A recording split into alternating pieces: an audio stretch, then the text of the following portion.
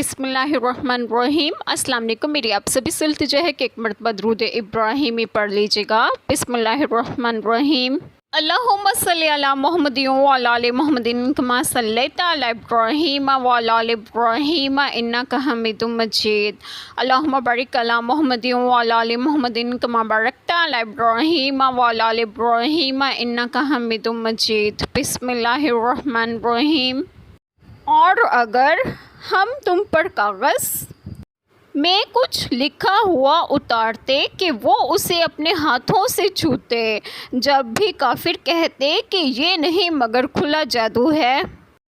بسم اللہ الرحمن الرحیم۔ آج جو بات میں آپ لوگوں سے ڈسکس کروں گی وہ یہ ہے کہ اس آیت کریمہ میں ہے کہ اور اگر ہم نے تم پر کاغذ میں کچھ لکھا ہوا اتارتے۔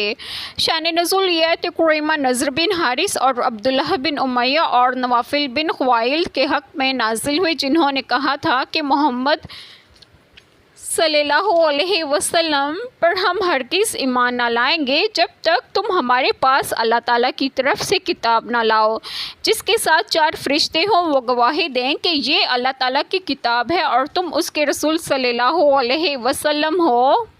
اس پر یہ آیت کریمہ نازل ہوئی اور بتایا گیا کہ یہ سب ہیلے بہانے ہیں۔ اگر کاغذ پر لکھی ہوئی کتاب اتار دی جاتی اور وہ اسے اپنے ہاتھوں سے چھو کر اور ٹٹول کر دیکھ بھی لیتے اور یہ کہنے کا موقع بھی نہ ہوتا کہ نظر بندی کر دی گئی تھی اور کتاب اترتی نظر نہ آئی تھا، کچھ بھی نہیں، تو بھی یہ بد نصیب ایمان نہ لانے والے تھے۔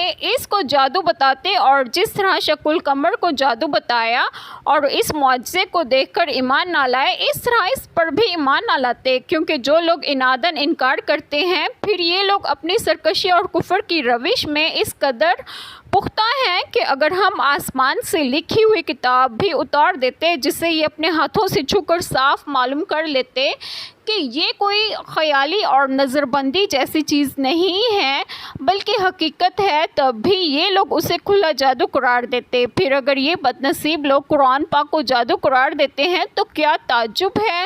مزید دیکھیں سورۃ الحجرات آیت کریمہ 14-15 اور سورۃ الطور آیت کریمہ 44۔